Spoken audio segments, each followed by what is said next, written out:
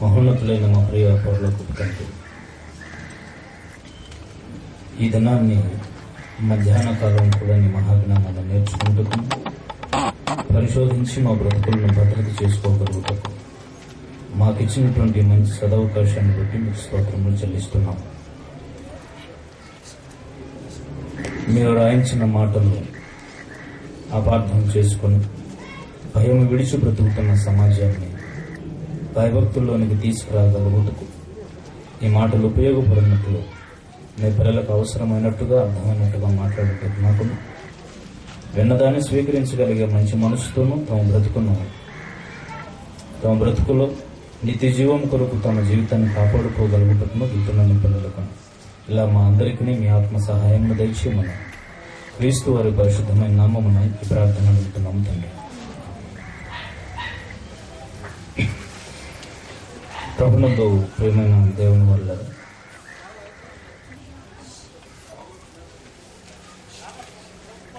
అంత్యక్రీస్తు ఎవరు?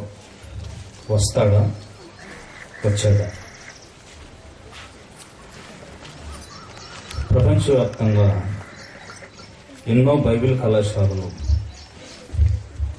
ఆ బైబిల్ కళాశాలల్లో బోధించేటువంటి బోధకులు, లెక్చరర్స్, ప్రొఫెసర్స్ ఇలాగున్న ఎంతోమంది ప్రపంచవ్యాప్తంగా ఉన్నారు.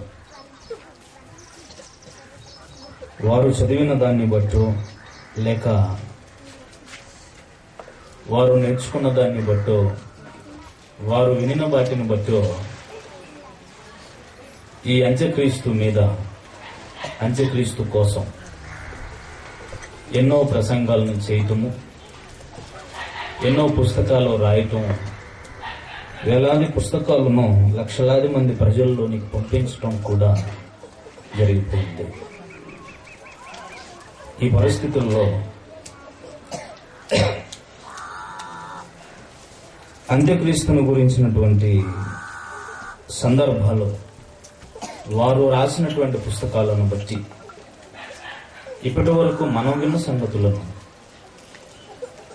అంత్యక్రీస్తు అనేవాడు వస్తాడు అని, ఆ అంత్యక్రీస్తు వచ్చినప్పుడు అతని పరిపాలన కొద్దికాలం ఉంటుంది అని, ఆ అంత్యక్రీస్తు పరిపాలనలో క్రైస్తవులైన వారు ఎన్నో ఇబ్బందులు పాలవుతారు అని, ఆ ఇబ్బందుల్లో కూడా నిలబడి శోధనకు నిలిచి బ్రతికితే దేవుడు అలాంటి వారికి పరలోక ప్రాప్తిని ఇస్తాడు అని, ఇలాంటి ఎన్నో మాటలను సమాజంలోనికి చెప్పేశారు అంత్యక్రీస్తు కోసం. మరికొంతమంది సద్దాం హుస్సేన్ బ్రతుకున్నంత కాలం అతనే అంత్యక్రీస్తు అన్నారు. మరికొంతమంది బిన్ లాడెన్ బతుకున్నంత కాలం బిన్ లాడెన్ అంత్యక్రీస్తు అన్నారు. జాన్ పోప్ పాల్ ఉన్నంతకాలం అతన్ని కూడా అంత్యక్రీస్తు అన్నారు. విచిత్రం ఏంటంటే అంత్యక్రీస్తు ఫలాని వాళ్ళు అని చెప్పి వీళ్ళు పుస్తకాలు రాసేసి పంపించేశారు ప్రజల్లోకి. తీరా చూస్తాలు చచ్చిపోయారు. ఇప్పుడు వీళ్ళు రాసినవి ఏమైపోవాలి? అర్థమైందా మీకు? మీకు ఇట్లే అర్థమైపోయి ఉంటుంది ఇప్పటికే. అంత్యక్రీస్తు కోసం కూడా క్రైస్తవ బోధకులు, ప్రొఫెసర్స్ కూడా ఎన్నో తప్పులు చేశారేమో అని. చూద్దాం ఏమండి. బైబిల్లో దానికి సంబంధించినటువంటి విషయాలు ఎక్కడున్నాయి, ఎలా ఉన్నాయి అన్న సంగతులను ఇప్పుడు మనం ఛేదించాలి. మత్తయి సువార్త 24వ అధ్యాయము 23-24 వచనాలను చూడండి. యేసుక్రీస్తు యుగాంతంలో జరగబోయే కొన్ని సంగతులను, ఆయన కాలంలో జరగబోయే కొన్ని సంగతులను, అనేకమైన సంగతులను కలిపి చెప్పాడు యేసుక్రీస్తు అక్కడ. ఆ సందర్భంలో యేసుక్రీస్తు శిష్యులైన వారికి కొన్ని సంగతులు చెప్పాడు అక్కడ. 23-24 వచనాలు, ఆ కాలం ముందు ఎవడైనను ఇదిగో క్రీస్తు ఇక్కడ ఉన్నాడు, అక్కడ ఉన్నాడు అని చెప్పిన ఎడల నమ్మకుడి. అబద్ధపు క్రీస్తులను అబద్ధపు ప్రవక్తలను వచ్చి సాధ్యమైతే ఏర్పరచబడిన వారిని సహితము మోసపరుచుటకై గొప్ప సూచక క్రియలను మహత్కార్యములను కనుపరిచెదరు. ఇదిగో ముందుగా నేను మీతో చెప్పి ఉన్నాను. యేసుక్రీస్తు చెబుతున్నటువంటి మాటలు జాగ్రత్త శిష్యులకు చెబుతున్నాడు. ఏమని చెబుతున్నాడంటే, ఆ కాలం ముందు ఎవడైనను ఇదిగో క్రీస్తు ఇక్కడ ఉన్నాడు, అక్కడ ఉన్నాడు అని చెబితే మీరు నమ్మొద్దండి. ఎందుకు నమ్మొద్దండి అంటున్నాడంటే, అనేకులైన అబద్ధపు క్రీస్తులను అబద్ధపు ప్రవక్తలను వస్తారు అన్నాడు.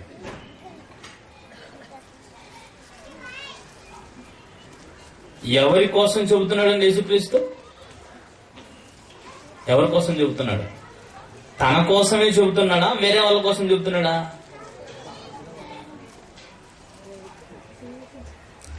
ఏమండి, మళ్ళీ బాగా ఆలోచించాలి. ఏ క్రీస్తుని గురించి చెబుతున్నాడు? అబద్ధపు క్రీస్తుని గురించి చెబుతున్నాడు. అర్థమైందండి? మన వాళ్ళు ఏ క్రీస్తుని గురించి మాట్లాడుతున్నారు? అంత్యక్రీస్తుని గురించి మాట్లాడుతున్నారు.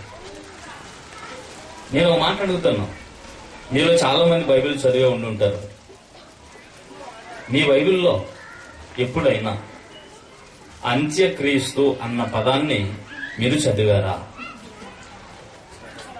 చదివారండి? అంత్యక్రీస్తు అన్న పదాన్ని మీరు బైబిల్లో చదివారా? పోలేండి, పొద్దున చెప్పింది కొంత చూసారా, త్రిత్వం అనే పదాన్ని ఆయన చదివారు బైబిల్లో?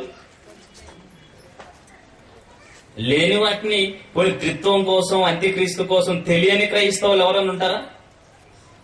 క్రైస్తవులు ఎవరైనా ఉన్నారా? త్రిత్వం కోసం తెలియని వాళ్ళు అంటే నేను చెప్పినట్టుగా కాకుండా, పొద్దున మీరు విన్నట్టుగా కాకుండా, త్రియేకత్వం, త్రిత్వం, ట్రినిటీ కదా, ఈ పదాలను గురించి వినని వాళ్ళు ఎవరైనా ఉంటారా? క్రైస్తవుల్లో వినే ఉంటారు. కానీ తీరా అది చూస్తే ఆ పదం బైబిల్లో లేదు. లేని పదం క్రైస్తవులందరికీ వచ్చింది అంటే మీరు ఆలోచించండి. ఉన్నవి ప్రజల్లో ప్రపంచవ్యాప్తం చేయటానికి బదులు లేని పదాలను ప్రపంచవ్యాప్తం చేశారు అని అంటే ఎంత ఘనులో చూడండి క్రైస్తవులు. అంత్యక్రీస్తు అన్న పదం బైబిల్లో లేదు, కానీ అంత్యక్రీస్తు వస్తాడు అని, అతడు పరిపాలన చేస్తాడు అని, అతని పరిపాలనలో ఎన్నో క్రైస్తవులకు శ్రమలు వస్తాయని, ఆ శ్రమల్లో నిలబడిన వారికి, హతసాక్షులైన వారికి పరలోకం ఇస్తాడు అని, ఇన్ని మాటలు ఎక్కడి నుంచి వచ్చేయండి మరి? అంటే ఒక అబద్ధమైన మాట ప్రజల్లోకి రాగానే దానికి సంబంధించిన విషయాలు ఎన్నో వచ్చేసాయి అన్నమాట. ఇప్పుడు మీకు అర్థమైందా? బైబిల్లో లేని పదం ఒకటి ప్రజల్లోకి వచ్చినా, ఒక పదం బైబిల్ ప్రజల్లోకి వచ్చినా దాని గురించి అంతటా ప్రపంచ క్రైస్తవులందరికీ తెలిసిపోయింది.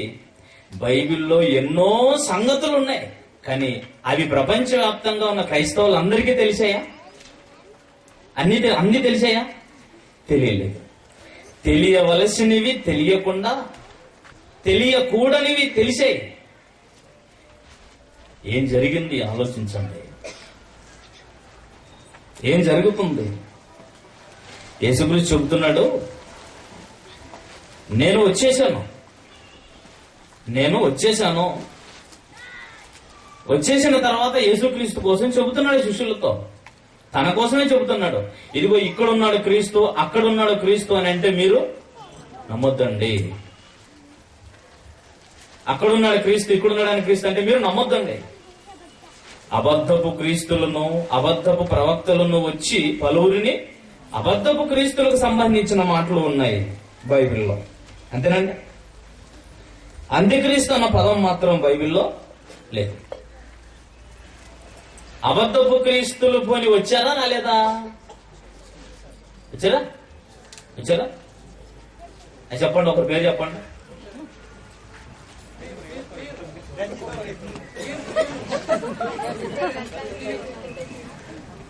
డైరెక్ట్ గా నేను యేసుక్రీస్తుని అని చెప్పుకున్నవారు ఏమండి?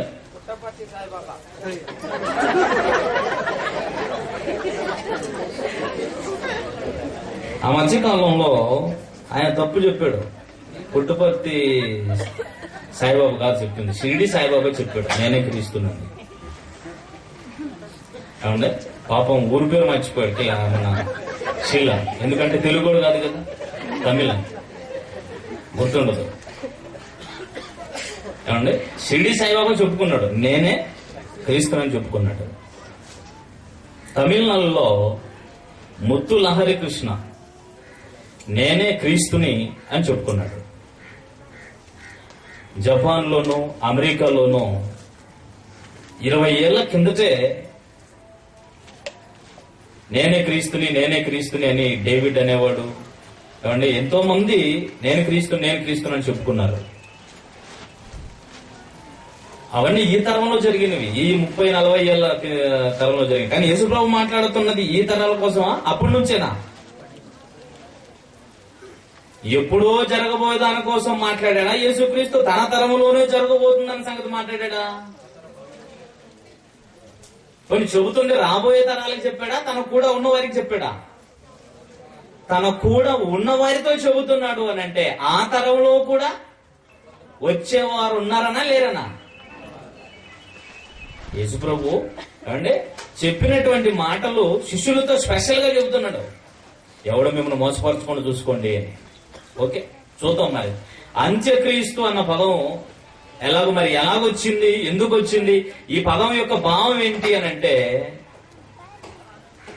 అబద్ధపు క్రీస్తుల గురించి యేసుస్వామి చెప్పాడు. అబద్ధపు క్రీస్తులు వచ్చేశారు, మనకు అర్థమైపోయింది. మరి మన వాళ్ళు పరిపాలన జరుగుతుంది అన్నారు అంటే అంత్యక్రీస్తు అనే అతను ఇతను కాదు. ఇప్పటి వరకు నేను క్రీస్తుని చెప్పుకున్న వాళ్ళు అబద్ధపు క్రీస్తులు, కానీ అంత్యక్రీస్తు అనే వాళ్ళు మాత్రం కాదు.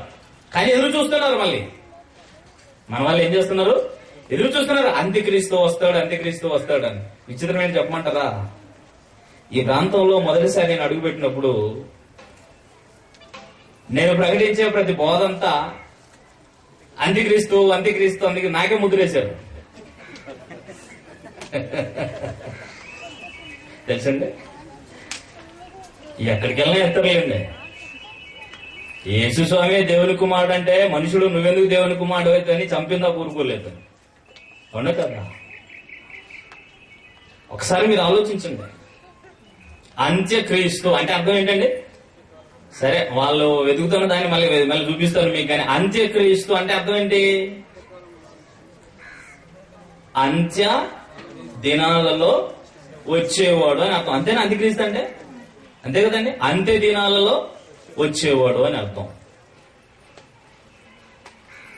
మరి ఇప్పటి వరకు అంత్యక్రీస్తు రాలేదు, రాబోయే రోజుల్లో ఎప్పుడో అంత్యక్రీస్తు వస్తాడు, పరిపాలన చేస్తాడు అని అంటున్నారు. అంటే అంత్య దినాలు వచ్చాయనా రాలేదనా?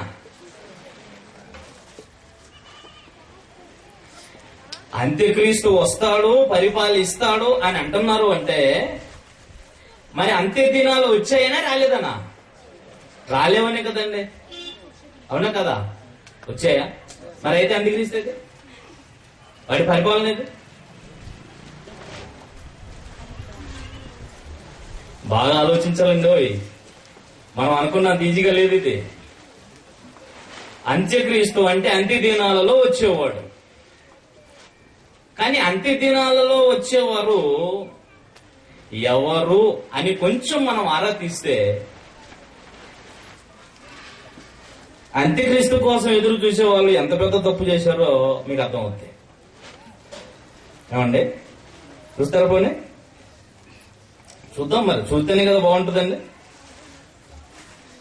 పేతురు రాసిన మొదటి పత్రిక 1వ అధ్యాయం ఆయన జగత్పునాది 20-21 వచనం. ఆయన జగత్పునాది వేయబడక మునుపే ఆయన జగత్తు పునాది వేయబడక మునుపే నియమింపబడెను గాని తన్ను మృతులలో నుండి లేపి తనకు మహిమనిచ్చిన దేవుని ఎడల తన ద్వారా విశ్వాసులైన మీ నిమిత్తము కడవరి కాలముల యందు అండర్లైన్ చేసుకోండి, కడవరి కాలముల యందు ఆయన ప్రత్యక్షపరచబడెను. ఎవరి కోసం అంటున్నాడండి? ఎవరిని గూర్చి చెబుతూ ఈ మాట చెబుతున్నాడు? కడవరి కాలమందు ప్రత్యక్షపరచబడెను అని. మనుషుల కొరకు ప్రాణం పెట్టాలి అని, మనుషుల పాపాలు పోవాలంటే రక్తం చిందించాలి అని, ఆ యేసుక్రీస్తు బలైపోవాలని దేవుడు లోకం పుట్టక ముందే, జగత్తుకు పునాది వేయకముందే నిర్ణయించుకున్నాడు. ఆ నిర్ణయ ప్రకారంగా యేసుక్రీస్తుని ఈ భూమి మీదకి పంపించాడు. ఆయన పంపించినటువంటి ఆ కాలమే కడవరి కాలము అని అంటున్నాడు. చూడండి, అలాగే ఉందా? ఇప్పుడు చెప్పండి, ఇంకా చూపిస్తానండి. ఇది ఒకటే కాదు. హెబ్రీయులకు రాసిన పత్రిక 1వ అధ్యాయము 1వ వచనం. పూర్వకాలమందు నానా సమయముల్లోనూ నానా విధములుగాను మన పితరులతో మాట్లాడిన దేవుడు ఈ దినముల అంతమందు కుమారుని ద్వారా మనతో మాట్లాడాను. ఎప్పుడు మాట్లాడాడండి? ఇప్పుడు మాట్లాడుతున్నాడు అనుకోకండి. మాటలాడేను అంటే ఫార్వర్డెడ్ అయిపోయింది. ఓకే, ఆయన మాట్లాడినటువంటి ఆ కాలం కోసమే పౌలు గారు హెబ్రీయులకు రాస్తే ఏమన్నాడండి? ఈ దినముల అంతమందు అని అంటున్నాడంటే అంత్య దినాల్లో వచ్చింది, అంత్య దినాల్లో మాట్లాడింది ఎవరండి? మనం నమ్ముకుని యేసుక్రీస్తే. ఈయనేంటి ఉన్నట్టుండి అంత్యక్రీస్తుకి ఇక్కడిక్కడ మరలింది. ఇది ఏ అంత్యక్రీస్తు కోసమో మనం ఎదురు చూస్తుంటే ఈ అంత్యక్రీస్తు ఉన్నట్టుండి ఒరిజినాలిటీకి వచ్చేసింది. చూడండి,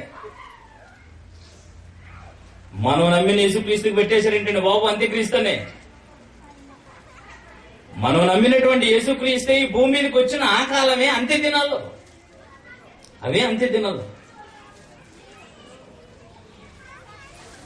ఇప్పుడు మనం కొంచెం బాగా ఆలోచించాలి. ఏమంటే ఇలాంటి సందర్భాలు చాలా ఉన్నాయి. అంటే అంత్య దినాల్లో వచ్చింది ఎవరు అంటే ఎవరండి? యేసుక్రీస్తే. కానీ ఈ యేసుక్రీస్తునే యాంటీ క్రైస్తుగా లేక అంత్యక్రీస్తుగా, అంత్యకాలంలో వచ్చేటువంటి క్రీస్తుగా ముద్రించి పెట్టారు. మరి అంత్యక్రీస్తు ఎప్పుడు వస్తాడండి? ఇంకో మాట మీకు బాగా ఈజీగా అర్థం అవడానికి చెబుతున్నాను. అంత్యక్రీస్తు అంటే బైబిల్లో మన కొరకు ప్రాణం పెట్టిన ఆయనే అంత్యక్రీస్తు. మరి క్రైస్తవులు అనుకుంటున్న అంత్యక్రీస్తు వచ్చాడా అంటే, క్రైస్తవులు అంటున్న అంత్యక్రీస్తు కూడా అంత్య దినాల్లోనే రావాలి అని అంటే మరి అతను కూడా, వాడు కూడా ఎప్పుడు వచ్చి ఉండాలి? ఎప్పుడు వచ్చి ఉండాలండి? వాడు కూడా మరి ఆయన వచ్చినప్పుడే వచ్చి ఉండాలి. అవునా కదా? నమ్మటానికి కష్టంగా ఉందా? అంత్య దినాలలో వచ్చేవాడు యేసుక్రీస్తు. మనం నమ్మిన యేసుక్రీస్తు అంత్య దినాల్లోనే వచ్చాడు. మరి క్రైస్తవులు అంటున్న అంత్యక్రీస్తు కూడా ఒకవేళ వస్తాడు అని అంటే అంత్య దినాలు ఆరంభించబడలేవు అని వీళ్ళు అనుకుంటే మరి అంత్య దినాలు కూడా వచ్చాయి అన్నట్టుగా కూడా మనకు ప్రూవ్ అయిపోయింది. అంత్య దినాలు యేసుక్రీస్తు మొదటి రాకడ దినాలే అంత్య దినాలు. అవే అంత్య దినాలు అయినప్పుడు అప్పుడే వచ్చి ఉండాలి కదా. వీడు కూడా వచ్చి ఉండాలా లేదా? కొన్ని వచ్చుంటాడా? వస్తే ఎలా ఉంటాడు అండి? వస్తే ఎలా ఉంటాడు? మరి బైబిల్లో లేని అంత్యక్రీస్తు అనే పదాన్ని నమ్మి రాని వాడి కొరకు, ఏమంటే ఆల్రెడీ వచ్చిన వాడిని కోసమే ఇది వర్తిస్తుందేమో అన్న కనీస జ్ఞానం లేకుండా అసలు వీళ్ళు అనుకుంటున్నటువంటి అంత్యక్రీస్తు అసలు ఆడు వచ్చాడా లేదా అనే సందిగ్ధంలో ఉండకుండా కన్ఫామ్ గా చెప్పేశారు ఆడు ఇంకా రాలేదు అని. అంటే మనకు భయం లేకుండా చేసేసారు అని అర్థం. అంతేనండి, మన భయం లేకుండా చేసేసారు. ఏమేమో చెప్పేశారు కదా, అతని పరిపాలనలో ఏమేమో జరుగుతుందని. ఏమండి, ఒక అబద్ధాన్ని నమ్మారు. నిజాల కోసం ప్రపంచం ఆలోచించదా? సత్యం చెప్పేవాళ్ళు ప్రపంచంలో దొరకరా? బైబిల్ని ఎప్పుడు చదువుతారు, ఎప్పుడు నేర్చుకుంటారు, ఎప్పుడు జాగ్రత్త పడతారు, ఎప్పుడు పరలోకం వెళ్తారు? ఆ మహానుభావుడు వచ్చిన రోజే, వచ్చిన ఆ కాలంలోనే, అవే అంత్య దినాలు అయితే అప్పుడే వాడు వచ్చాడు. అంతే అంత్య దినాల్లోనే యేసుస్వామి వచ్చిన రోజులోనే వచ్చాడు. కానీ ఒరిజినల్ గా వచ్చినటువంటి ఆయనకు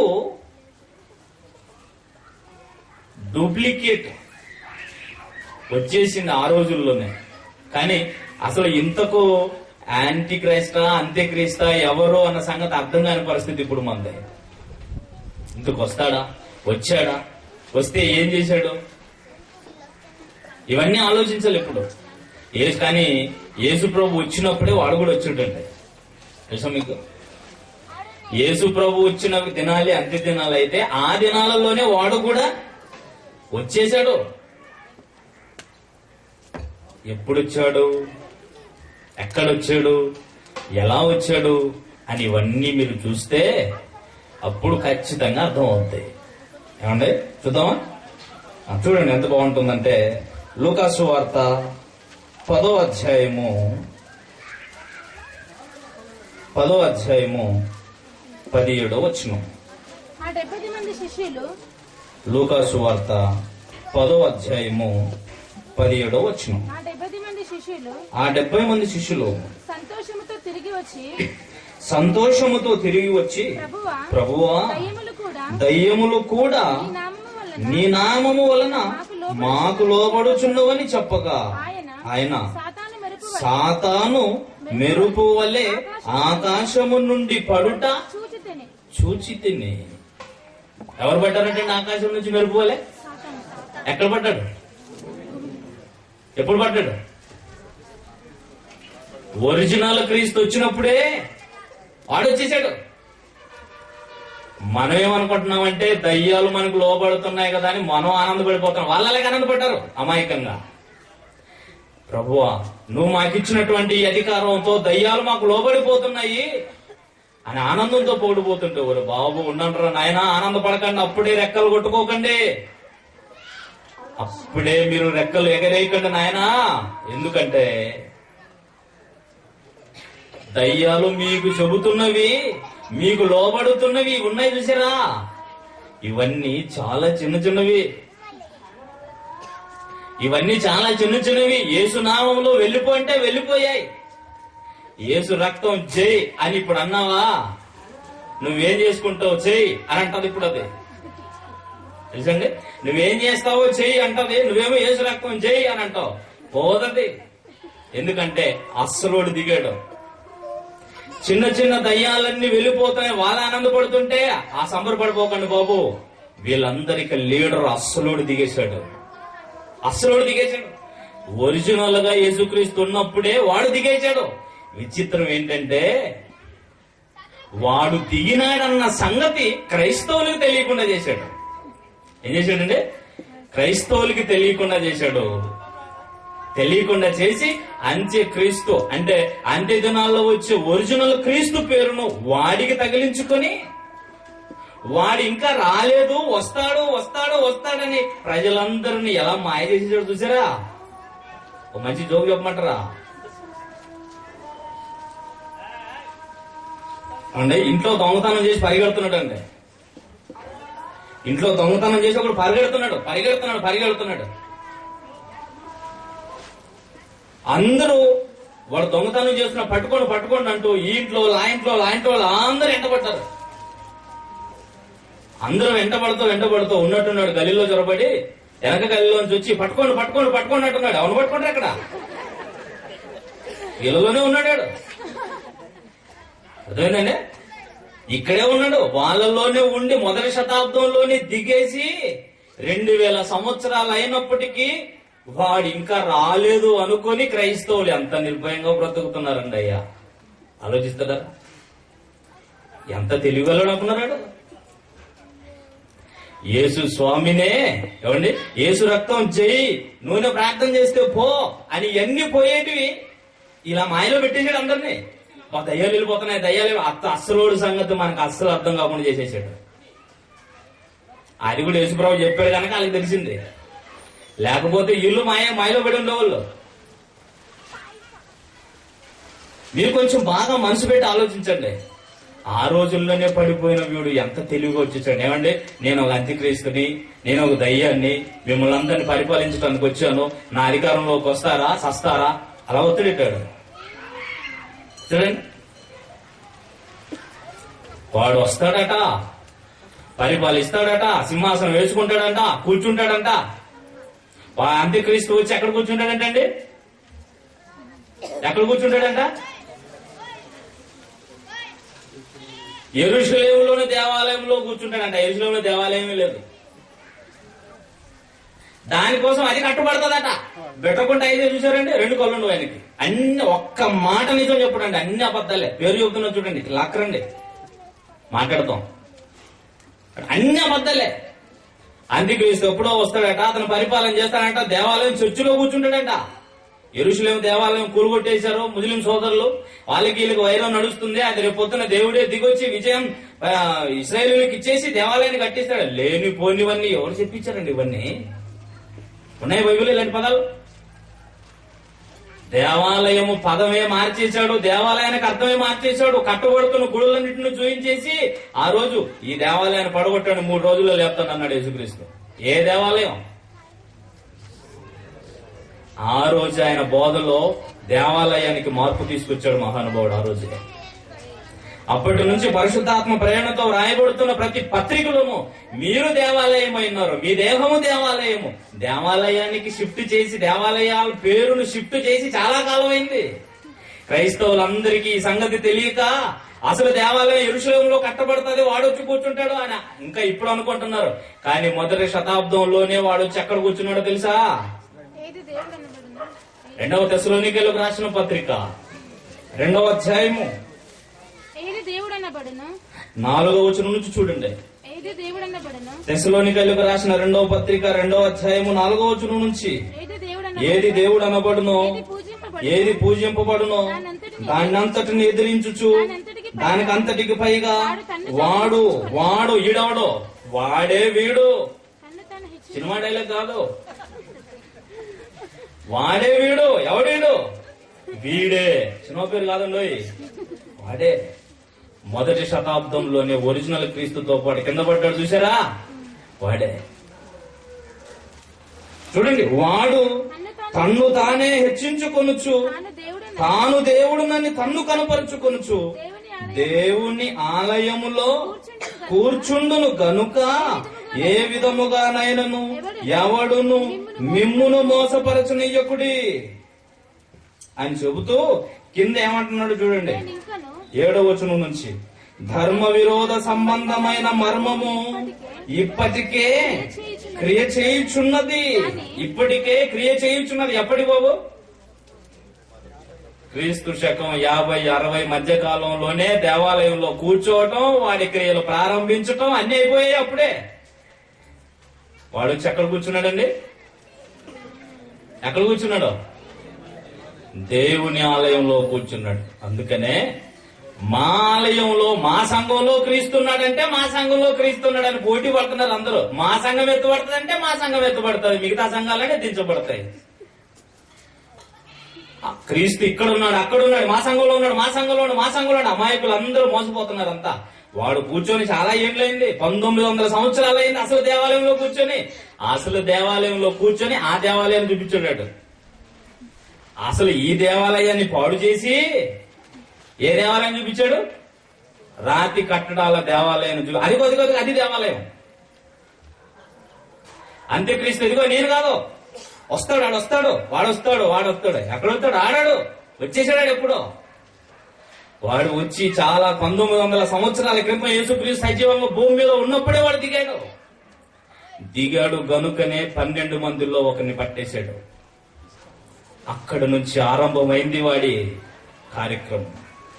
యేసుక్రీస్తు దగ్గరికి వచ్చి నా పాదాలు చెంత పడు, నా పాదాలు పట్టుకో అని దయ్యం ఉంది. నువ్వేమంటావు? యేసు నామాన పో అని అంటావు. పోతుంది. యేసు నామం చెబితే పోద్దని మనం అనుకుంటున్నాం. యేసునే నా పాదాల మీద పడమని చెప్పింది అది.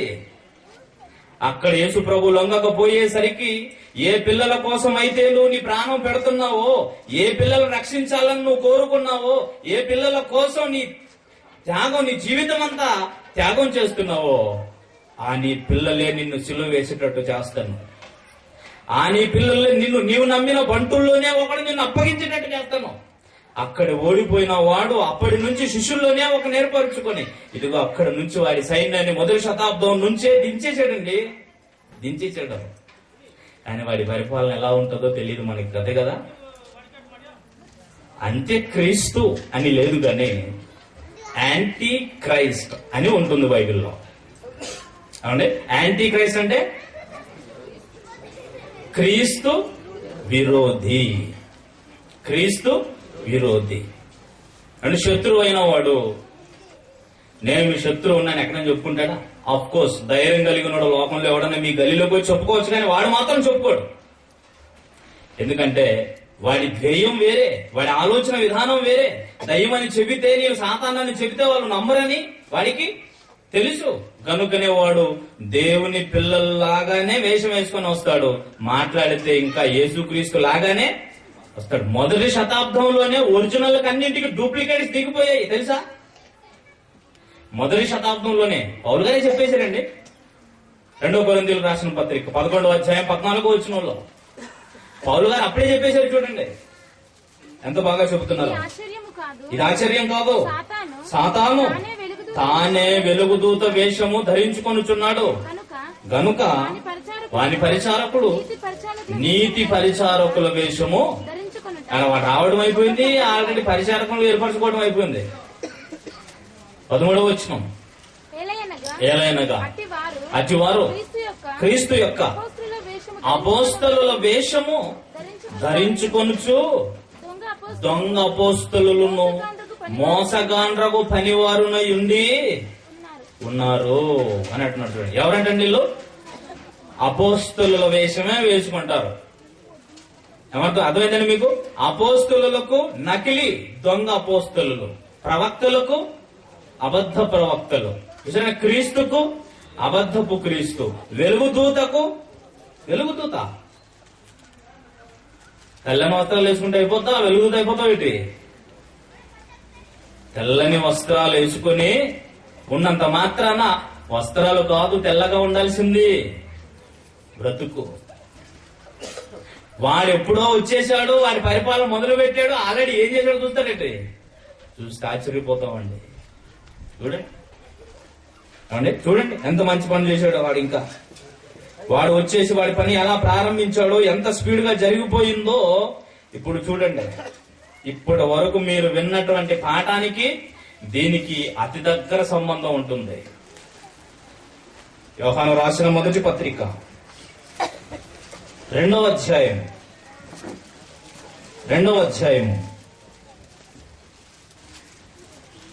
18వ వచనం చూడండి. చిన్న పిల్లలారా, ఇది కడవరి గడియ. ఏది బాబు? ఇదా? ఏది కడవరి గడియ? ఇదా? ఇప్పుడు చదువుకుంటున్నాం దానికి ఇది కడవరి గడియ అనుకోకండి. క్రీస్తు శకం 95లో రాయబడిన పత్రిక అది. అప్పటికే క్రీస్తు శకం 95 నాటికే ఏమైందంట? కడవరి అంత్యకాలం కాదు. కాలము పోయి, కాలం అంటే దినాలు, సంవత్సరాలు, నెలలు, అవునా? గడియ అంటే గంటలు.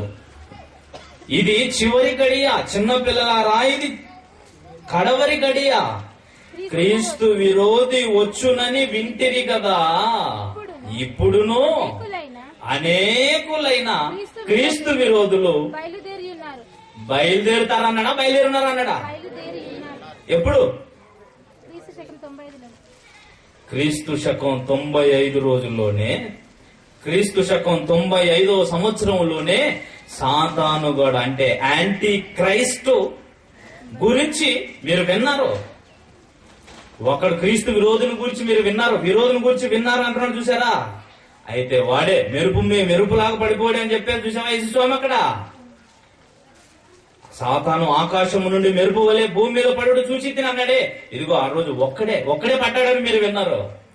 కానీ 95 నాటికే అనేకులైన క్రీస్తు విరోధులు బయలుదేరారు. కొందరా అనేకులా? ఓరి బాబు, అప్పుడే అనేకులైతే మరి ఇప్పటికి ఎంతమంది అయి ఉండాలి? బాగా ఆలోచిస్తున్నారా? యేసుక్రీస్తు వెళ్లిపోయిన తర్వాత సుమారు ఒక 40-50 ఏండ్లకే అనేకులను వాడు తయారు చేస్తే 1900 సంవత్సరాలుగా ఇంకెంత మందిని తయారు చేసి ఉండొచ్చు చెప్పండి. అర్థమైందండి? ఒక 50 సంవత్సరాలలోనే అనేకులను వాడు తయారు చేస్తే, రంగంలోకి దించితే 1900 సంవత్సరాలుగా వాడి పేరు తీయకుండా, వాడి పేరు వాడు వచ్చాడన్న సంగతి తెలియకుండా, వాడి పరిపాలన జరుగుతుందన్న సంగతి తెలియకుండా మన కళ్ళు కప్పేసి ఆల్రెడీ మనల్ని పరిపాలించేశాడు. చాలా మంది వాడి పరిపాలనలోనే ఉన్నాం నేటికి. తెలుసండి? నేటికి. ఎందుకు బాబు ఇంత ఖచ్చితంగా చెప్పేస్తారంటారా? మరి వాడు ఎవడో తెలిసిపోతే మిగతా కార్యక్రమాలు మీకు ఈజీగా అర్థమైపోతాయి. ఎవడు బాబు క్రైస్తవ విరోధి? క్రీస్తు విరోధి ఎవడు? అనేకులను అప్పటికే వచ్చేస్తే ఆ అనేకులు చేస్తున్న కార్యక్రమం ఏంటి? చూస్తారా? ఇప్పుడు 22వ వచనం. ఇప్పుడు చూడండి ఎంత మంచిగా ఉంటుంది చూడండి. అది చదవమ్మా. అది అలిం చదువుతావా? చూడండి మళ్ళీ చదవండి. యేసు కామం ఉందండి యేసు పక్కన? ఉందా లేదా? యేసు క్రీస్తు కాడని చెప్పువాడు తప్ప ఎవడు అబద్ధికుడు. ఆ క్రీస్తులో అనేకులు దించాడు చూసారా? ఆ అనేకులలో ఇప్పుడు క్యాడర్ చెప్పేస్తున్నాడండి మొత్తం. ఆ అనేకుల గురించి చెబుతున్నాడు. ఏమంటాడండి? యేసు క్రీస్తు కాడని చెప్పువాడు తప్ప ఎవడబద్ధికుడు? తండ్రిని కుమారుణ్ణి ఒప్పుకొనని వీడే క్రీస్తు. ఇప్పటి వరకు 1900 సంవత్సరాలుగా ప్రపంచవ్యాప్తంగా ఉన్న బైబిల్ కళాశాలలో ముగ్గురు ఒక్కడే అని పాఠాలు చెప్పి నేర్పించాడంటే అవన్నీ ఎవరి అధికారం కింద ఉండి నేర్పించారో చెప్పండి. యేసు క్రీస్తు కాడని చెప్పువాడు తప్ప ఎవడబద్ధికుడు ఒకటి. రెండవది, తండ్రిని కుమారుణ్ణి ఒప్పుకొనని వీడే క్రీస్తు విరోధి. మూడో చెప్పమంటారా? 4వ అధ్యాయము 2వ వచనం. యేసు క్రీస్తు శరీరధారి అయి వచ్చునని ఏ ఆత్మ ఒప్పుకొనునో అది దేవుని సంబంధమైనది. ఏ ఆత్మ అయితే యేసుక్రీస్తు శరీరధారి అయి వచ్చునని ఒప్పుకొనదో అది దేవుని సంబంధమైనది కాదు. దీనిని బట్టియే దేవుని ఆత్మను మీరు ఎరుగుదురు. క్రీస్తు విరోధి ఆత్మ వచ్చునని మీరు వినిన సంగతి ఇదే. ఇది వరకే. ఏది వరకు? 95 నాటికే. ఇది వరకే. ఏదది? క్రీస్తు విరోధి. వచ్చాడా? వస్తాడా? వచ్చాడా? కన్ఫర్మా? 3 రకాలు చూపించాను కదండి. 3 రకాలు. ఒకటి, యేసు క్రీస్తు కాడని చెప్పువాడు అబద్ధికుడు, అంటే ఆడ క్రీస్తు విరోధి. రెండవ వాడు తండ్రిని కుమారుణ్ణి ఒప్పుకొనని వాడు క్రీస్తు విరోధి. మూడవది, యేసుక్రీస్తే శరీరాన్ని ధరించుకొని వచ్చాడు అని ఎవరైతే ఒప్పుకోరో వాడు క్రీస్తు విరోధి. తండ్రిని కుమారుణ్ణి ఒప్పుకొనని వాడు వీడెవడు అంటే యెహోవా దేవుడే యేసుక్రీస్తుగా వచ్చాడండి. ఈయనే ఆయన, ఆయనే ఈయన అన్నాడా? వాడే క్రీస్తు విరోధి. యేసుక్రీస్తు శరీరధారిగా వచ్చాడని ఒప్పుకోవాలి కానీ యెహోవా దేవుడే శరీరాన్ని ధరించుకొని వచ్చాడు అని చెప్పారా? వాడే.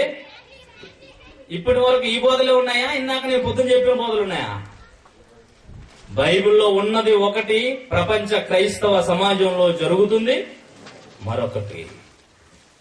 లేని దాన్ని పుట్టించారు, రాని దాని కోసం ఆశ చూపించారు. ఉన్నవాడి దగ్గర నుంచి మనల్ని వాడే ఎత్తుకొని వాడి పరిపాలన కింద ఉంచుకున్నాడన్న సంగతి మనకు తెలియకుండా చేసేసాడు. ఎవడైతే ముగ్గురు ఒక్కడే అంటాడో వాడే క్రీస్తు విరోధి. ఏంటంటే బాబు అంత ఖచ్చితంగా చెప్పేస్తారంటారా? ఏమండి చూడండి, ఇంకా మీకు చాలా మాటలు చూపిస్తానండి. ఏమండి మొదటి పత్రిక, రెండవ పత్రిక,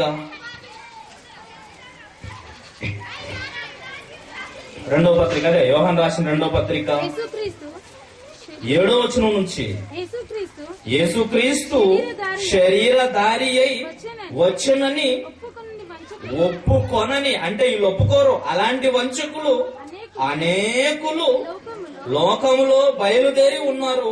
అట్టివాడే వంచకుడును క్రీస్తు విరోధియునై ఉన్నాడు. ఎవడంటే వంచకుడు? ఎవరినన్నాడండి వంచకుడు అని? ఆయన యేసుక్రీస్తు శరీరధారి అయి వచ్చునని ఒప్పుకోరు. యెహోవా దేవుడే శరీరాన్ని ధరించుకొని వచ్చాడు అంటారు. వీళ్ళే ప్రపంచవ్యాప్తంగా 90% ఉన్నారు. హెబ్రోనోళ్ళు అలాగే నమ్ముతారు, బ్రదర్నోళ్ళు అలాగే నమ్ముతారు. ఏమండి ఇంకేమున్నాయి? వీళ్ళేమో యెహోవా దేవుడు యేసుక్రీస్తే పరిశుద్ధాత్మ ఇలాగ ఉన్నారు అని వీళ్ళు నమ్ముతారు. పెంతెకోస్తోళ్ళు ముగ్గురు పరిశుద్ధాత్ముడే అని చెప్పేసి, అంటే వాళ్ళు ఎవరు విమర్శించట్లేదు, కానీ ఈ పరిస్థితులన్నీ కూడా క్రైస్తవ సమాజంలో పరిపాలిస్తున్నారు వీళ్ళందరూ. బైబిల్లో ఉన్నది ఇది. బైబిల్ కావాలనా మనుషులు కావాలనా? మనుషులు ఆ రోజుల్లోనే మనుషులు చేసే కార్యక్రమాలన్నింటి కోసం యేసుక్రీస్తు ఆ రోజే చెప్పాడు. మార్కు సువార్త 7:7లో వారు మానవులు కల్పించిన పద్ధతులే దేవోపదేశములని బోధించి నన్ను వ్యర్థంగా ఆరాధిస్తారు. 9వ వచనం, 8-9 వచనాలు, మీ పితృ పారంపర్యాచారాలను గైకొనటానికి మీరు దేవుని వాక్యాన్ని బొత్తిగా నిరర్థకం చేసి అర్థం లేకుండా చేసేస్తారు వాక్యాన్ని. ఇటువంటివి ఇంకేం చేస్తారంటండి? కొన్ని కాదు, ఇంకా చాలా చేసేస్తారంట. ఎందుకంటే అసలు మన కళ్ళ గంతులు కట్టిపోయాడు కదా. దేవుని స్వరూపి అయిన క్రీస్తు మహిమను కనుపరచు సువార్త ప్రకాశము వారికి ప్రకాశింపకుండా నిమిత్తము అవిశ్వాసులైన వాక్యాన్ని నమ్మక అవిశ్వాసులైన వారి మనోనేత్రములకు ఈ యుగ సంబంధమైన దేవత ఏం చేసిందట? కలుగా చేయునందా చేసినందా? ఆల్రెడీ చేసేసాడు అప్పుడు. ఈ యుగ సంబంధమైన దేవత అంటే ఆల్రెడీ వాడు అప్పుడే వచ్చేసాడు, కళ్ళు గంతలు కట్టేశాడు, అవిశ్వాసం చేసేసాడు. క్రీస్తు ఎవరో, దేవుడు ఎవరో, వాక్యం ఏంటో, పరిశుద్ధాత్ముడు ఏంటో ఏమీ తెలియకుండా చేసేసారు. ఇందులో ఏమంటే 90% మంది ఉన్నారు. ఈ 90% మంది క్రిస్టియానిటీలో మళ్ళా చెబుతున్నాను, మొదటి విషయం మళ్ళీ మీకు చెబుతున్నాను, చూడండి బాగా వినండి. ఇప్పుడు ఏమన్నాడండి? ఇందాక మీరు చదువుకున్న యోహాను పత్రికలో, యేసు క్రీస్తు కాడు అని చెప్పువాడు తప్ప ఎవడబద్ధికుడు. యేసు క్రీస్తు కాడని చెప్పువాడు తప్ప ఎవడు అబద్ధికుడు. ఏంటి ఈ పదంలో ఏమైనా స్పెషల్ ఏమైనా ఉందా? ఏ స్పెషల్ లేకపోతే 5వ అధ్యాయం 1వ వచనం కూడా చూడండి. అదే యోహాను పత్రికలోని 5వ అధ్యాయం 1వ వచనం కూడా, యేసే క్రీస్తై ఉన్నాడని నమ్ము ప్రతివాడును దేవుని మూలముగా పుట్టి ఉన్నాడు. ఏమని నమ్మాలంటే, ఏమని నమ్మితే దేవుని మూలంగా పుట్టినట్టట? యేసే క్రీస్తై ఉన్నాడు అని నమ్మాలి. అలా నమ్మకపోతే యేసు క్రీస్తు కాడు అని చెప్పువాడు. ఈ 2 పేర్లో ఏముందండి బాబు తిరకాసు? మనమేమో యేసుక్రీస్తు యేసుక్రీస్తు యేసు ప్రభు యేసు ప్రభు అనుకుంటూ పోయా. ఈ 2 పేర్లో ఏముంది? ఇంకా చూపిస్తారండి మీకు. చూడండి అపోస్తల కార్యములు 18వ అధ్యాయం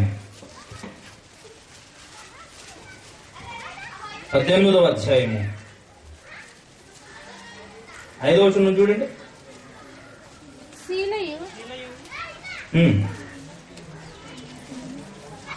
చదవండి.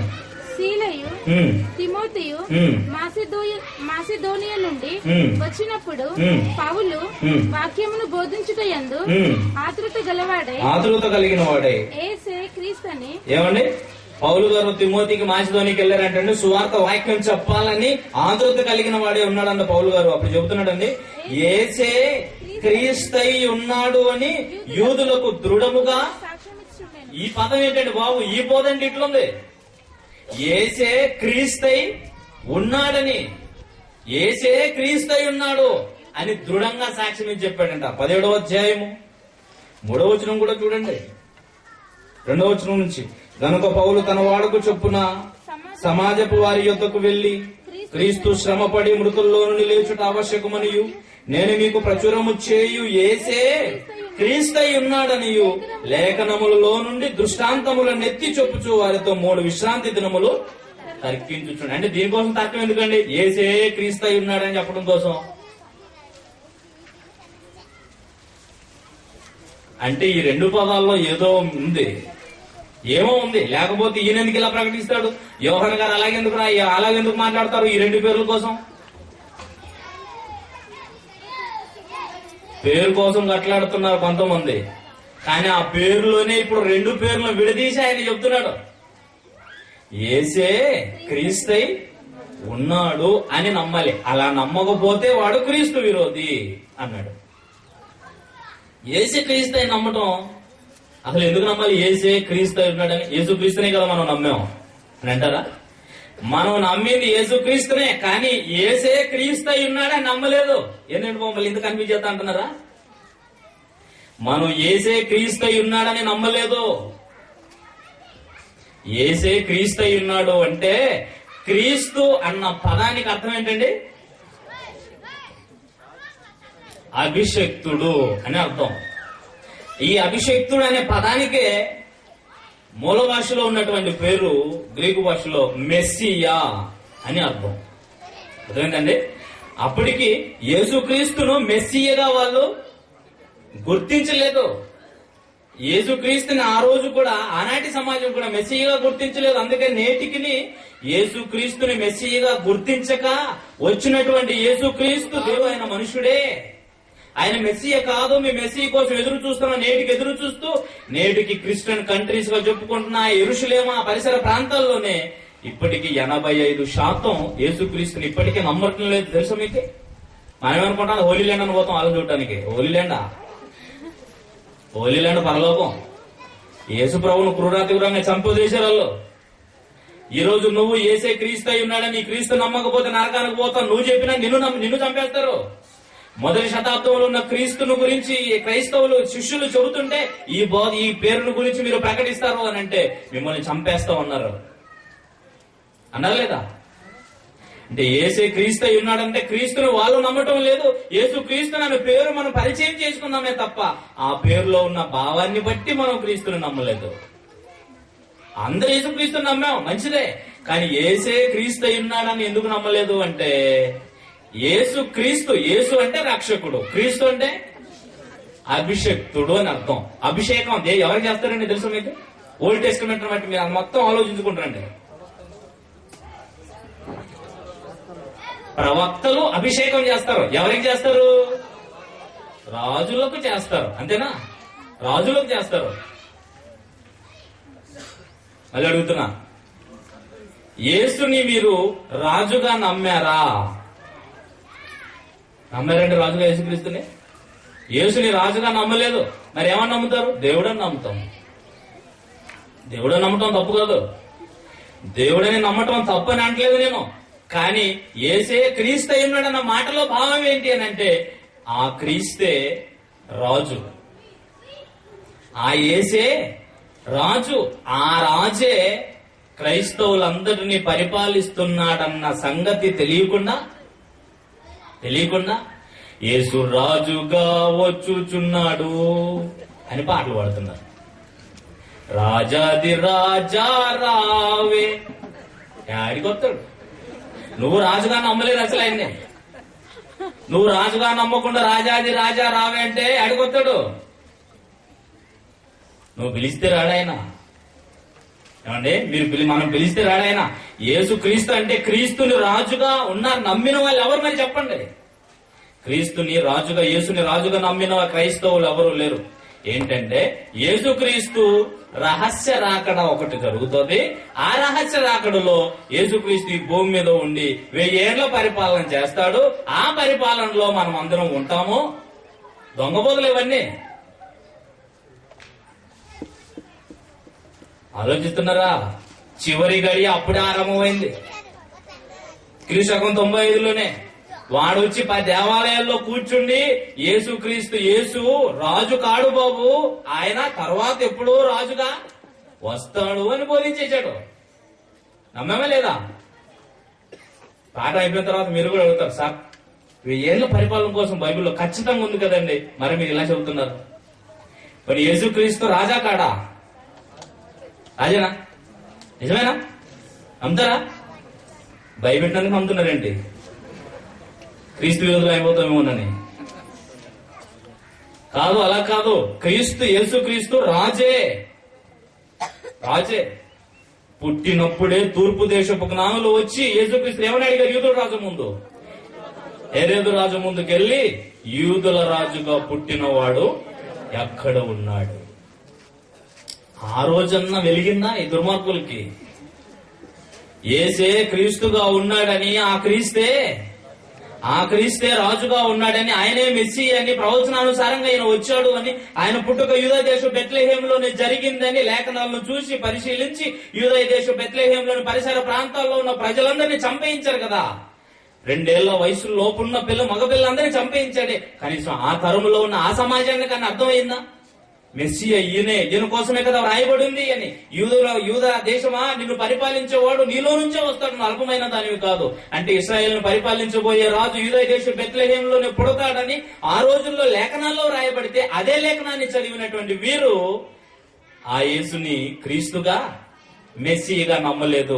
1900 సంవత్సరాలు దాటిన, ఇదిగో 21వ శతాబ్దంలోనికి వచ్చిన ఇప్పటికీ క్రైస్తవులు యేసుక్రీస్తును నమ్మామన్న భ్రమలో ఉంచాడే తప్ప యేసుక్రీస్తు పరిపాలన కింద మనం ఉన్నామని ఒప్పుకొనటం లేదు.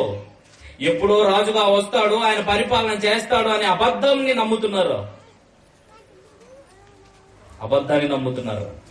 యేసుక్రీస్తు రాజుగా వచ్చాడు కనుకనే యూదులది ఏమండి ఆ పిలాతు ముందు నిలవబడి, నీవు రాజువా అని అడిగితే యేసుక్రీస్తు కాదు, ఇప్పుడు నేను రాజును కాదు కానీ తర్వాత వస్తా, అప్పుడు చెప్తా నీ సంగతి అన్నాడండి. ఏమన్నాడండి?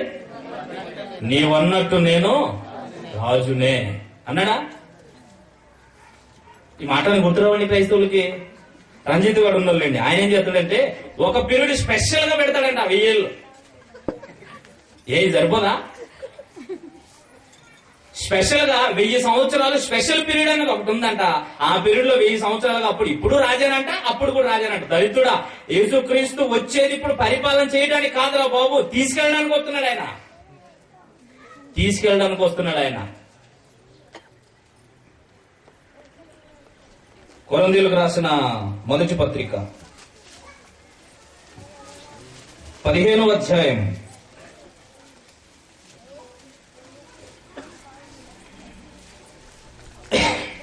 24వ వచనం నుంచి చూడండి పిల్లరా, 25 నుంచి చూడండి. 24, 25 వచనాలు. అటు తర్వాత ఆయన ఎటు తర్వాత అండి పైన యేసుక్రీస్తు రెండవ రాకడ కోసం చెప్పాడు. ఆయన వచ్చినప్పుడు ఎవరెవరు ఎలా బ్రతికించబడతారో అన్న సంగతి చెప్పాడు ఆయన. క్రీస్తు రెండవ రాకడలో చనిపోయిన వాళ్ళు ఎలా బ్రతుకుతారు ఈ సంగతి అంతా చెబుతూ క్రీస్తు రెండవ రాకడలో జరిగే సంగతి కోసం చెబుతున్నాడు చూడండి ఆయన. అటు తర్వాత అంటే క్రీస్తు వచ్చిన తర్వాత వీళ్ళందరూ బ్రతికించిన తర్వాత ఆయన అంటే యేసుక్రీస్తు సమస్తమైన ఆధిపత్యమును, సమస్తమైన అధికారమును, బలమును కొట్టివేసి తన తండ్రి అయిన దేవునికి రాజ్యమును అప్పగించును. అప్పుడు అంతము వచ్చును. ఎందుకనగా తన శత్రువులనందరినీ తన పాదముల క్రింద ఉంచు వరకు ఆయన రాజ్య పరిపాలన. యేసుక్రీస్తు ఏం చేయాలంటండి? రాజ్య పరిపాలన చేయించుండవలేము. రాజుకి సింహాసనం ఉండాలనా ఉండకూడదా? ఉండాలనా? ఏ సింహాసనం? ఎలాంటి సింహాసనం అండి? మనం ఏమనుకుంటామంటే యేసుక్రీస్తు రాజుగా కూర్చుంటే పరిపాలన చేస్తుంటే ఒక పెద్ద సింహాసనం వేసుకుంటాడు, కూర్చుంటాడు కదండి. రాజదండం, రాజ మార్తాండ అనేక మంది పొగుడుతుంటారు. అప్పుడు మేమందరం ఆయన చూసి ఆరాధిస్తుంటాం, పూజ చేస్తుంటాం, తింటా ఉంటాం, బాగా విందు తినడమే. ఇలాంటి కార్యక్రమాలన్నీ చేస్తుంటారని ఆలోచిస్తున్నారు. కానీ యేసుక్రీస్తు ఏం చెప్పాడో తెలుసా? నా రాజ్యము ఈ లోక సంబంధమైంది అన్నాడా? అంటే కనబడతా సింహాసనం?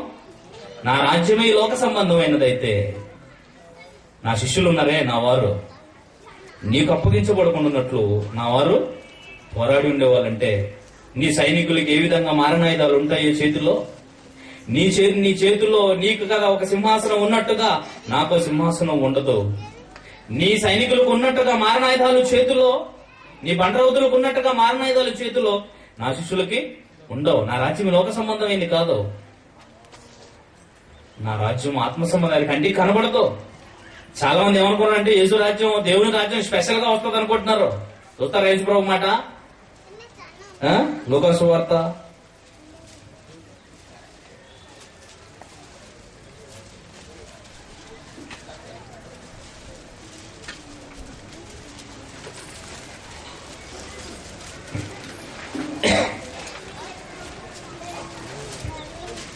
17వ అధ్యాయము 20వ వచనం. ప్రియులారా, 17వ అధ్యాయం 20వ వచనం.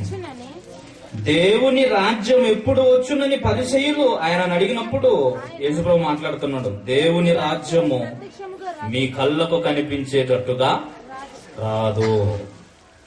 దేవుని రాజ్యము మీ కళ్ళకు కనిపించేటట్టుగా రాదు. ఎందుకనగా ఇదిగో దేవుని రాజ్యము మీ మధ్యనే ఉన్నది కనుక ఇదిగో ఇక్కడని అదిగో అక్కడని చెప్పటానికి వీలు పడదు. అంటే అది కంటికి కనబడదు, కానీ ఇదిగో ఇక్కడ అదిగో అక్కడ. అది ఆంధ్ర రాష్ట్రంలో మాత్రమే ఉంది, అది తమిళనాడులో మాత్రమే ఉంది, అది కేరళలో మాత్రమే ఉంది, యుఎస్ఏలో మాత్రమే ఉంది. ఇలా ఉండదు, అన్ని చోట్ల ఉంటది.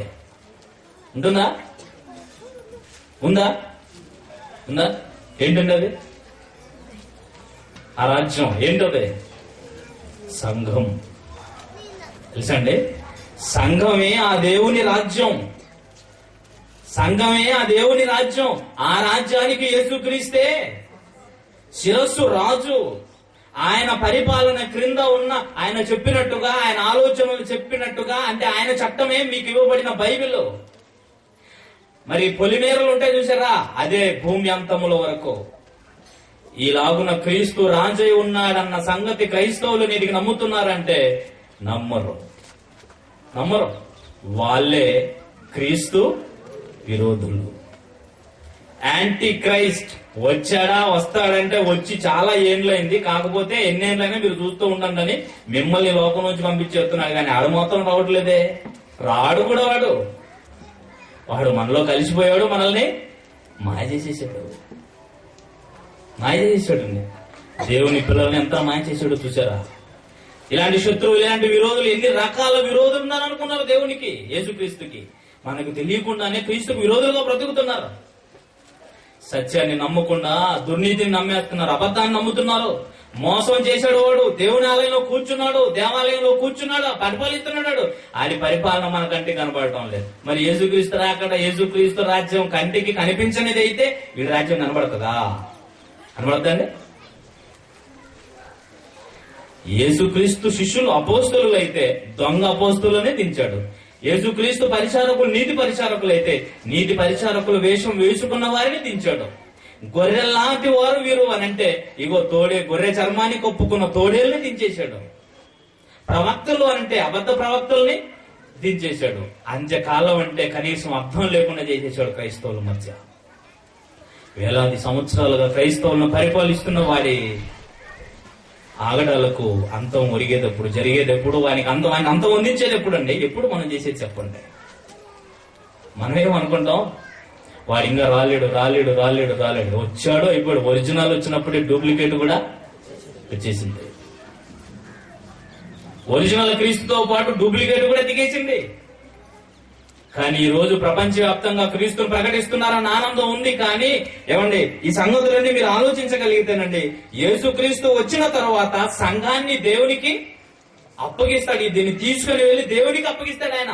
అప్పటి వరకు అంటే యేసుక్రీస్తు ఈ సంఘాన్ని దేవుని రాజ్యానికి దేవునికి అప్పగించేంత వరకు క్రీస్తు దేవుని కుడి పార్శ్వన కూర్చోండి పరిపాలన జరిగిస్తూ ఉండాలి. ఇప్పుడు యేసుక్రీస్తు దేవుని కుడి పార్శ్వన ఉన్నాడా లేడా?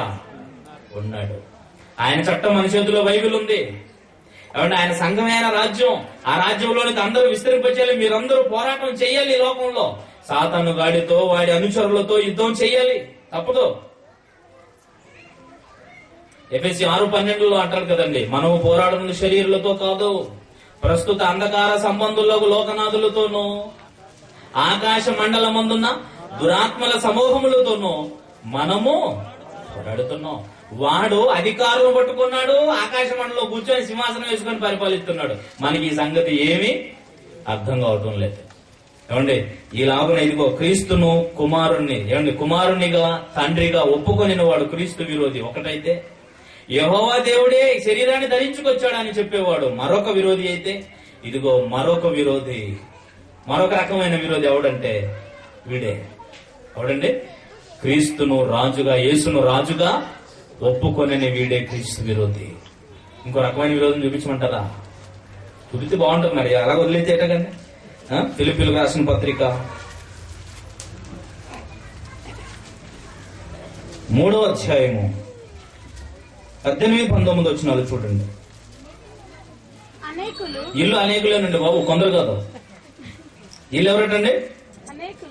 మీరు ఎక్కడ చదువుకున్నా కూడా అండి, అనేకులైన క్రీస్తు విరోధులు బయలుదేరి ఉన్నారు అని అక్కడ చెప్పాడు కదండి. ఒకసారి మళ్ళీ యోహాను పత్రిక చదవండి, 2వ అధ్యాయము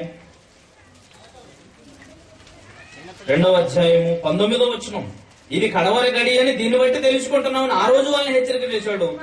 వారు ఆ క్రీస్తు విరోధి అనేవాడు ఏమండి జపాన్ నుంచి వస్తాడనో, యూరోప్ నుంచి వస్తాడనో, ఆస్ట్రేలియా నుంచి వస్తాడో ఇలాంటి మాయ మాటలు నమ్మకండి.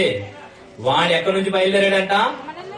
మనలో నుంచి ఆయన పెందుకొస్తా ఆయన అంటాడు, మనలో నుంచి ఆయన బ్రదర్ ఆయన అంటున్నాడు, మనలో నుంచి ఆయన హెబ్రోన్ ఆయన అంటున్నాడు, మనలో నుంచి ఆయన సిఎస్ఐ ఆయన అంటున్నాడు. ఇలాగ అన్ని సంఘాల్లో మనలో నుంచి బయలుదేరి మనలో ఎవరోళ్ళు మనలో నుంచి అంటే ఇక్కడున్న మనలో నుంచి కాదు, క్రైస్తవులలో నుంచే బయలుదేరారని అర్థం. క్రైస్తవ్యంలో నుంచే బయలుదేరారు వాక్యాన్ని వక్రీకరించి. ఇలా వక్రీకరించేశారండి. ఎన్ని దుర్మార్గపు కార్యక్రమాలను జరిగించారో చూడండి ప్రియులారా. అందుకే మిమ్మల్ని మోసపరిచే వారి కోసం ఈ సంగతులు మీకు చెబుతున్నాను, బీ కేర్ఫుల్ అని. అదే యోహాను గారు 26వ వచనంలో చెప్పాడండి.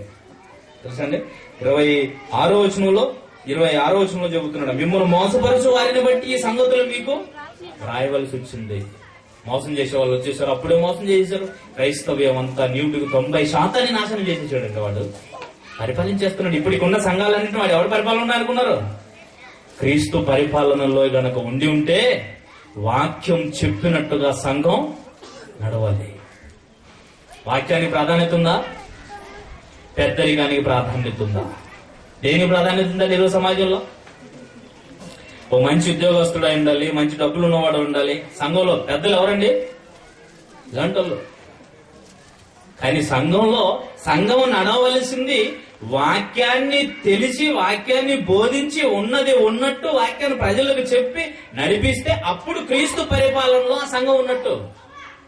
వాక్యానికి వ్యతిరేకంగా ఎలాంటి కార్యక్రమాలు చేసినా అది వాడి పరిపాలన క్రింద ఉంది. దేవుని ఆలయంలో కూర్చున్న అప్పటికి క్రియ మొదలు పెట్టాడు. ఇదిగో ఇప్పటికి అన్ని సంఘాలన్నీ వాడివే. వాడు స్పెషల్ గా సంఘం కట్టడు, కానీ ఉన్న సంఘాలన్నీ వాడివే. వాడు స్పెషల్ ఆకారంతో రాడు, కానీ ఉన్న ఆకారాలన్నీ వాడివే. లోపల ఆడే ఉన్నాడు. మనకు తెలుస్తుంది ఏంటి? మనకు అర్థం కావట్లేదు తెలుసా? పేతురు గారిలో సైతాను గారు ఉన్న సంగతి పేతురు గారికే తెలియదు. అవునా? యేసుప్రభు అన్నాడు సాతానా. ఏంటంటే పేతురు గారి సాతానా అన్నాడు యేసుక్రీస్తు. అసలు పేతురు గారికి తెలియదా తనలో ఉన్న సైతాను సంగతి? తెలియదు, అందుకని ఇలా మాట్లాడేశాడు. మీకు అర్థమైందా ప్రియులారా? మనలో కూడా ఆడు చేరాడన్న సంగతి మనకి తెలియక మాయ మాటలని నమ్మేశాము.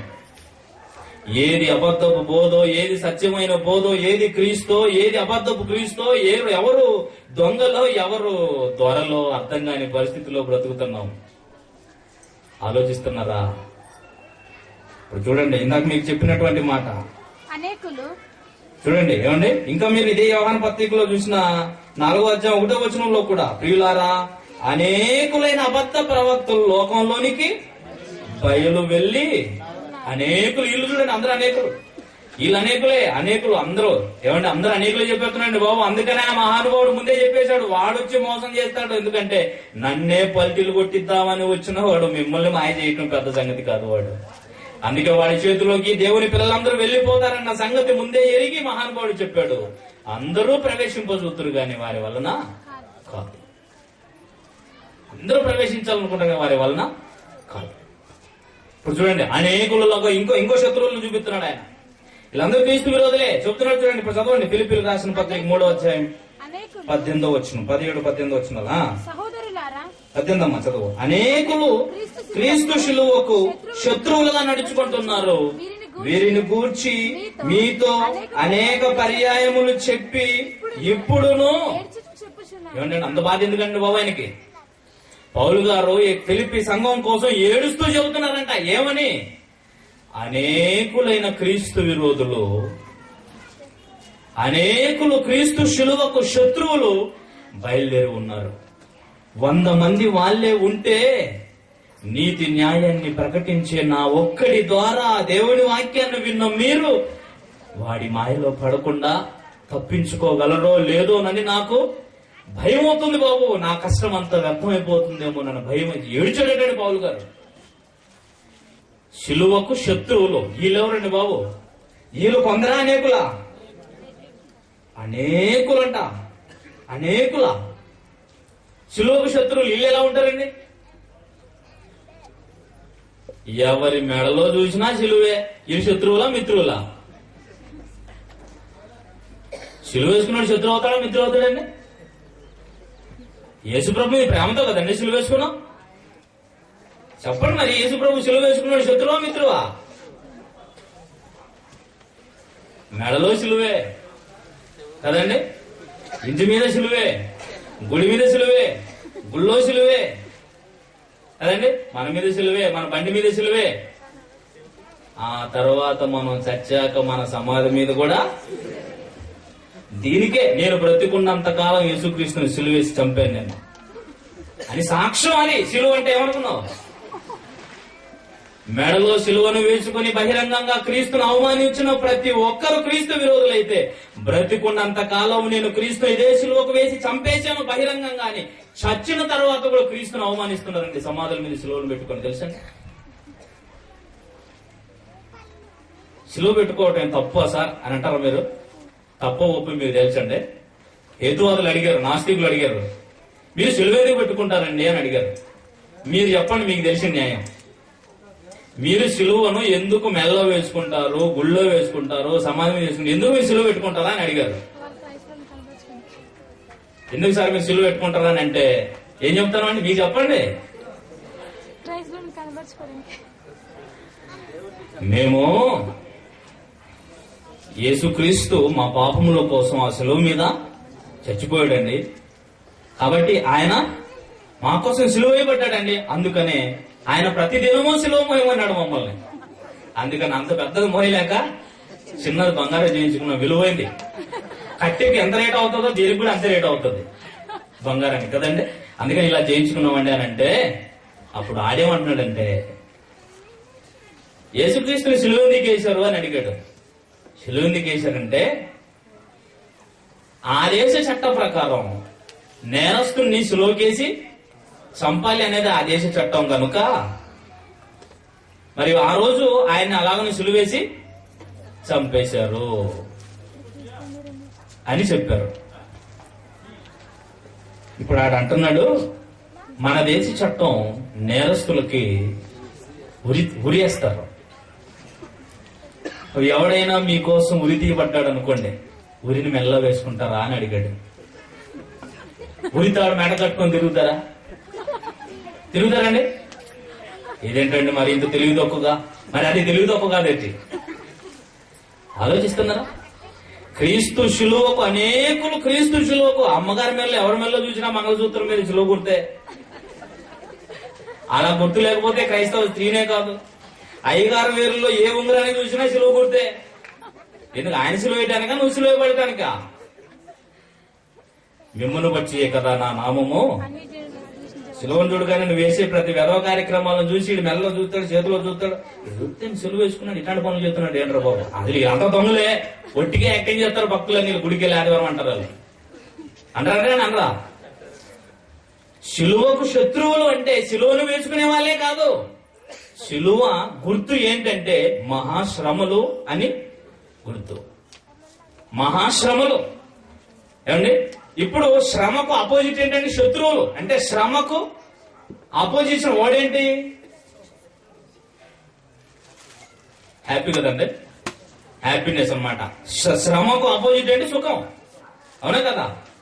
వ్యతిరేక పదం శ్రమకు సుఖం, దుఃఖం సుఖం.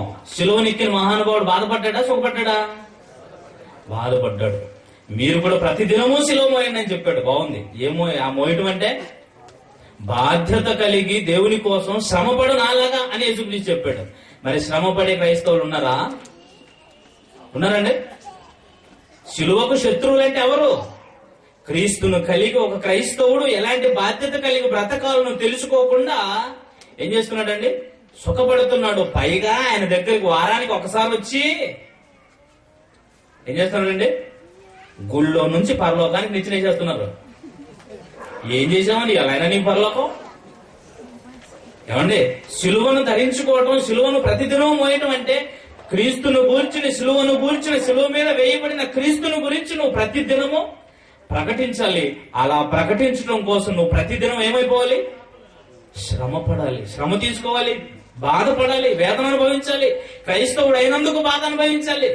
కానీ ఆ బాధ ఎవరైనా పడుతున్నారా? ప్రపంచంలో నేటికి 99% క్రైస్తవులు బయటికి వెళ్లి క్రీస్తుని గురించి ప్రకటిస్తున్నారా? గుళ్ళకే పరిమితం అయ్యారా? చెప్పండి, ఆలోచిస్తున్నారా? ఎవరండి క్రీస్తు విరోధి? Who is anti Christ? Anti Christ కాదు, క్రీస్తు విరోధులు వచ్చేసారు. వాడి పరిచారకులే కాదు, మనల్ని కూడా అలాగ తయారు చేసేసాడు. ఎక్కడికి వెళ్తామో చెప్పండి. ఏమలేండి బాబు, క్షమించి వదిలేతాను అనుకుంటారా? కింద చూడండి ఆయన ఏమంటున్నాడు. చూడండి బాబు, ఎంత పెద్ద జీవనలు ఇస్తున్నాడో చూడండి. నాశనమే వారి అంతము. ఎవరెంతం? ఎవరెంతం అండి? క్రీస్తు శిలువకు శత్రువులుగా, క్రీస్తు కోసం శ్రమ పడవలసింది పోయి ఆయన కోసం దుఃఖపడుతున్న వారి కోసం మాట్లాడుతున్న మాట అండి.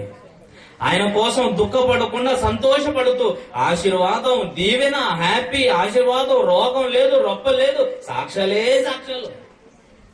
ఎవరికన్నా వెళ్ళి సువార్త చెప్పరాదు? గుళ్ళు ఏం సాక్ష్యం చెప్తావు?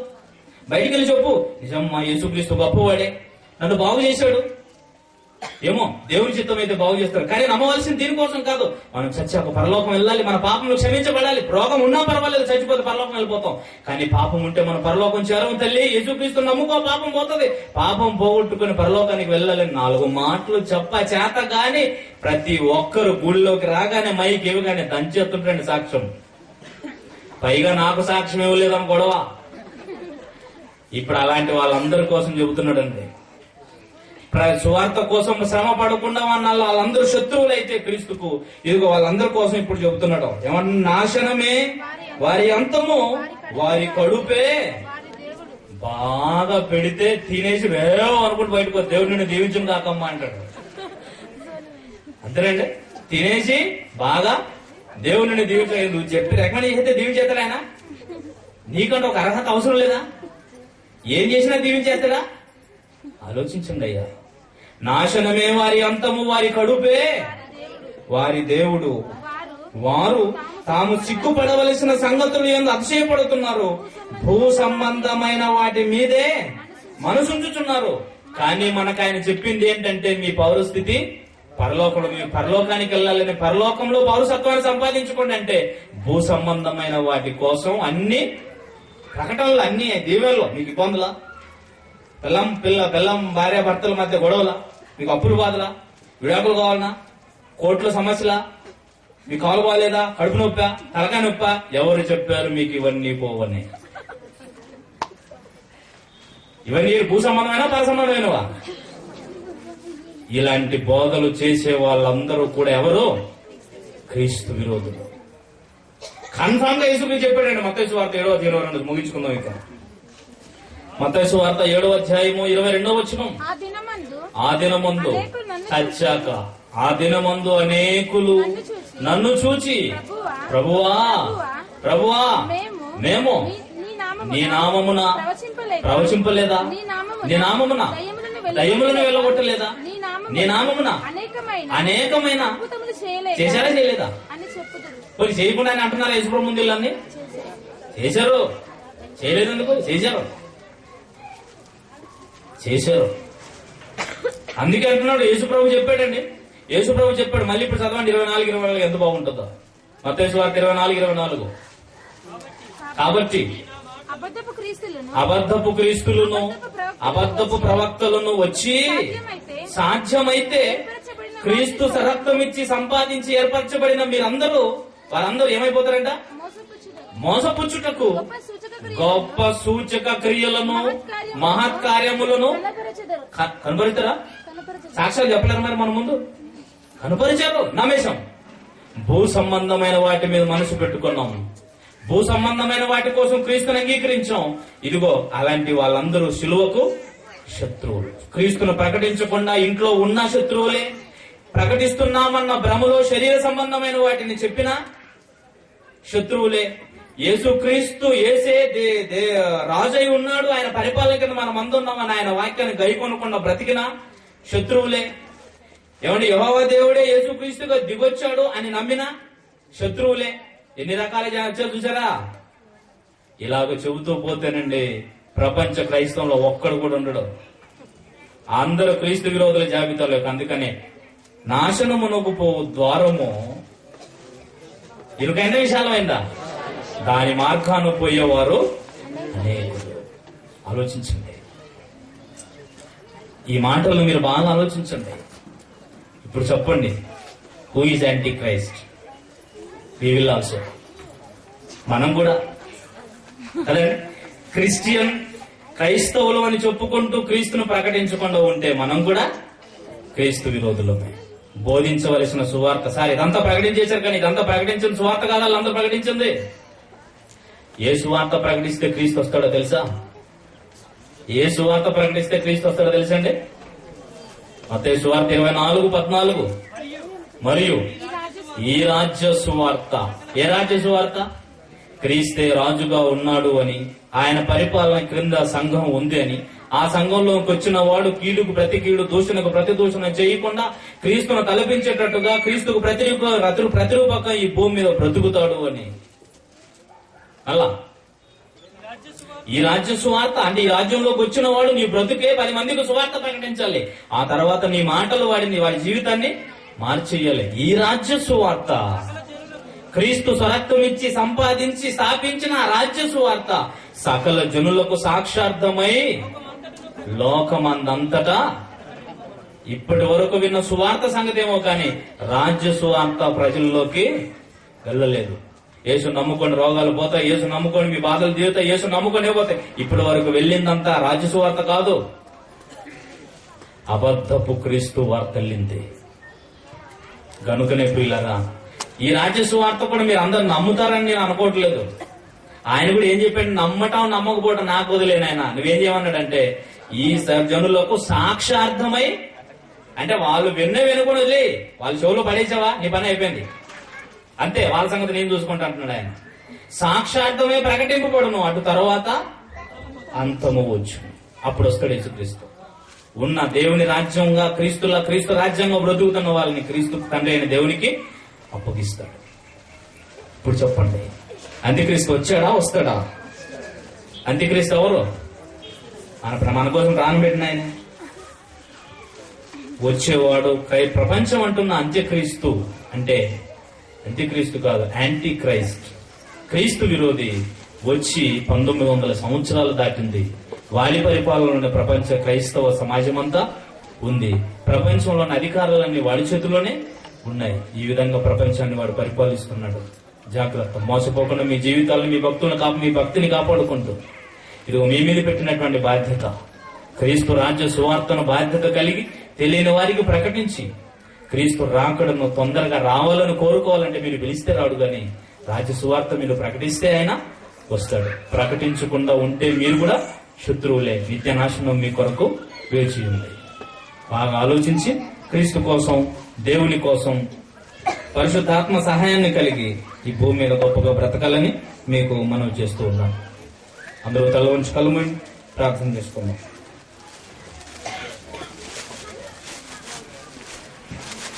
మహోన్నతుడైన మా ప్రియ తండ్రి, మీరు రాయించి ఇచ్చిన మహాజ్ఞానాన్ని బట్టి స్తోత్రములు. మొదటి శతాబ్దం నుంచే మీ కుమారుని క్రీస్తు లోకానికే వచ్చినప్పుడే మా విరోధి అయిన సాతానుకుడి ప్రపంచంలోనికి రంగప్రవేశం చేశాడన్న సంగతి క్రైస్తవులను మరిపించి వాడి పరిపాలన కింద అనేకులను మార్చుకున్నాడు. నీ పిల్లలుగా ఉంచారే తప్ప నీ పిల్లలుగా ఎవరిని బ్రతకనివ్వటం లేదు నాయన. అట్టి వాని కుయుక్తి నుంచి, వాడి తంత్రముల నుంచి నీ పిల్లలను కాపాడుటకు ప్రయత్నం చేస్తుండగా ఎంతమంది నీ పిల్లలు నీ వాక్యాన్ని విన్నారో ఆ వాక్య ప్రకారంగా బ్రతికి రాజ్య సువార్తను అనేకులకు ప్రకటించి క్రీస్తు విరోధులుగా కాకుండా క్రీస్తుకు మిత్రులుగాను క్రీస్తు లాగా బ్రతుకుతూ క్రీస్తును పోలి నడుచుకుంటూ నీ పిల్లలను తీర్చిదిద్దుమని ప్రార్థన చేస్తున్నాం. నీ పిల్లలైన వారందరూ దూర ప్రాంతాల నుంచి కూడా వచ్చారు మీ వాక్యం వినటానికి. ఒక్కొక్కరిని పేరు పేరున దీవించండి, క్షేమంగా వారి వారి కుటుంబాలకు చేర్చండి. అంతేకాకుండా తండ్రి, అరినా ఈ కార్యక్రమాలను నడిపించుటకు పరోక్షంగా ప్రత్యక్షంగా నీ పిల్లలు నిస్వార్థంగా అనేక మంది కష్టపడ్డారు. వారి కుటుంబాలను కూడా జ్ఞాపకం చేసుకోనండి. ఇదిగో తండ్రి, ఇలాంటి కార్యక్రమాలు అనేకము చేసి అనేకులు రక్షణార్థమై మా వంతు మేము పనిచేసి ఆయన పరలోకం కొరకు మా పోరాటాన్ని అంతవరకు కొనసాగించుటకు మాకు అవసరమైన జ్ఞాన వివేకములను, ఆరోగ్యాన్ని, ఆయుష్ను దయచేయమని వేడుకుంటున్నాం. నీ పనిలో పాల్గొంటున్న ప్రతి ఒక్కరిని పేరు పేరున దీవించండి. మీ వాక్యాన్ని ప్రకటించిన మీ పిల్లలందరినీ జ్ఞాపకం చేసుకున్నామని క్రీస్తు వారి పరిశుద్ధమైన నామాన్ని ప్రార్థన అడుగుతున్నాము తండ్రి.